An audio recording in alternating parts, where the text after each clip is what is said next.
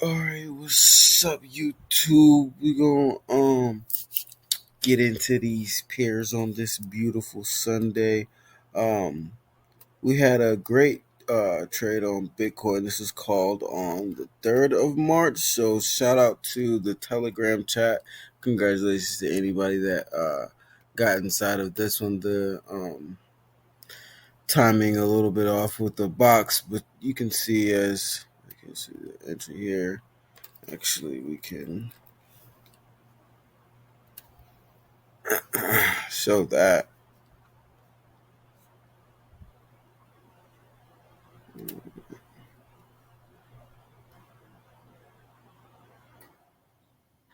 Why did it go so far up? Oh yeah, right there. That was the entry called. Oh no, don't do that. There we go. Yup. Y'all see that? But now we're gonna go through all the majors today, real fast. This is a Euro trade we got in the chat as well.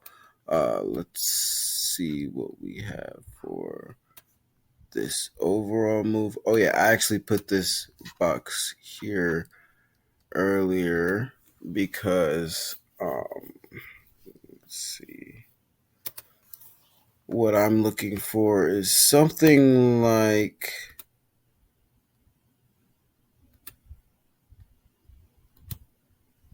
that for us to go back higher. Now I'm gonna be stop doing it. Whatever. I'm gonna be very wary about seeing exactly how Price acts when she gets down to this point, but I do think this is gonna be a sell on the open for a continuation to happen for the rest of the week. So um, uh, definitely would love to see that happen. Let's take a look at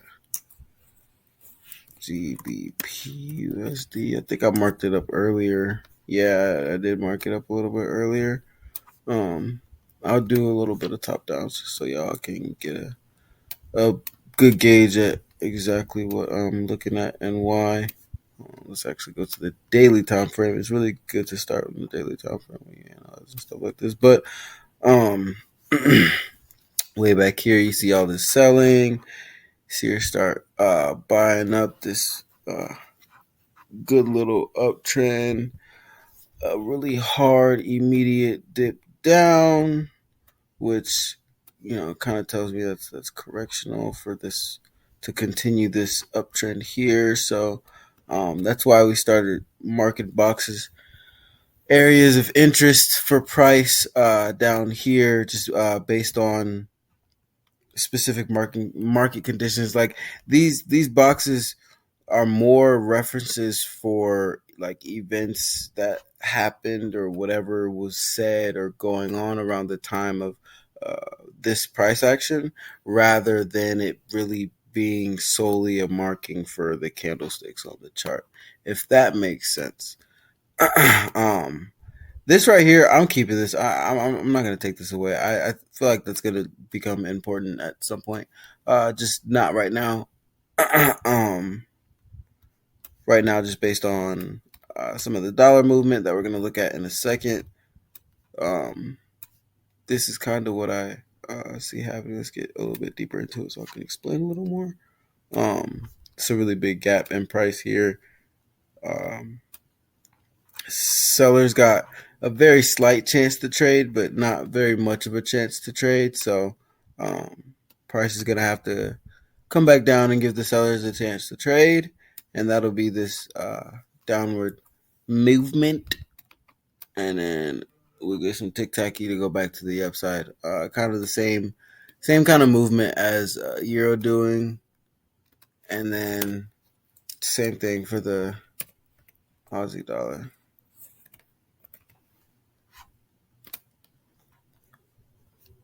Same thing for the Aussie dollar.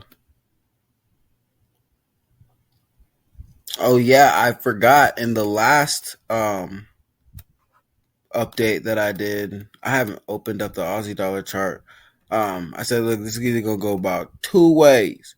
Um, Now, granted, the last time I actually, or was it the last one, or I think it was like 2 weeks ago. Um, my bias was that she was going to be buying up to sell off, but some things have changed in the news to where I think that may not be the case. Now, I'm still going to leave this here. Just, I like to just see how things play out because I'm not actually, me personally, I'm not trading the Aussie dollar. I'm trading the euro. I'm trading GBPUSD. But yeah, I definitely like to see how this plays out. I actually want to get.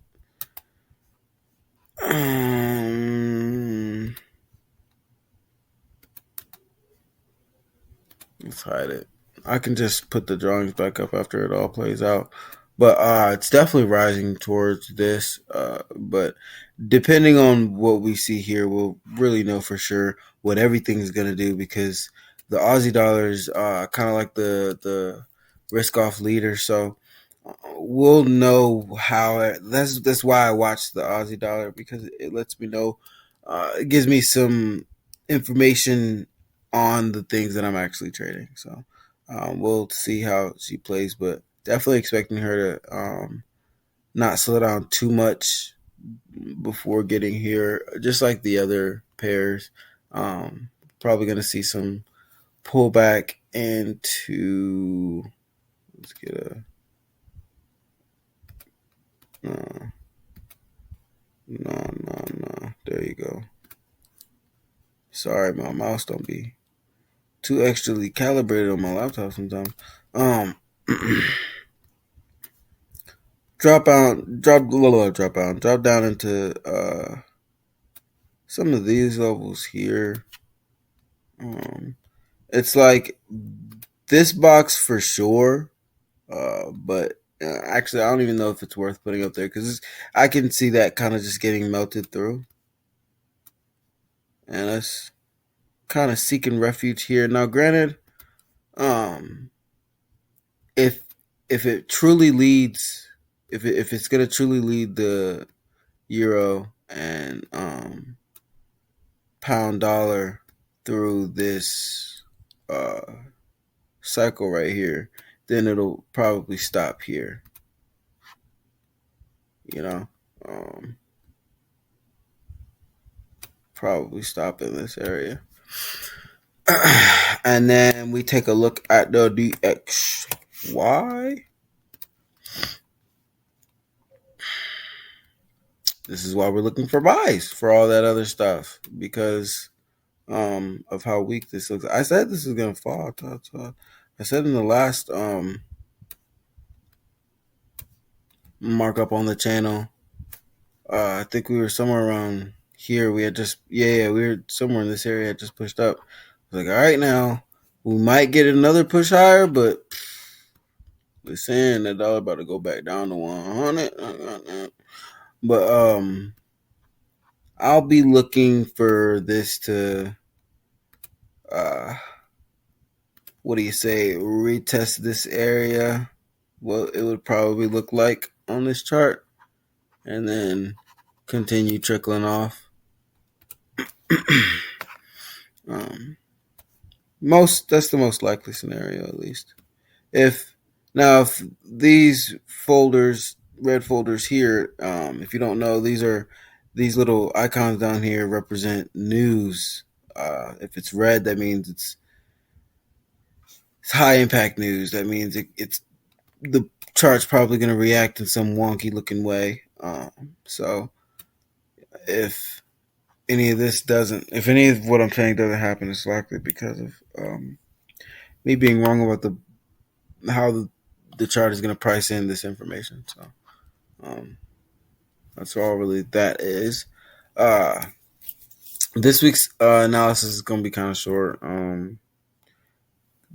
These are just what I'm focusing on this week. I'm gonna expand it, open it up. We're gonna be looking at some more Chef JPY, probably some USD JPY, um, eh, fucking GPAD, and a few other pairs. We're gonna look at a lot of other pairs, not just the streamlined majors. And if there's any pairs specifically that y'all want, drop it in the comments. Like, subscribe, and I'm gonna catch y'all.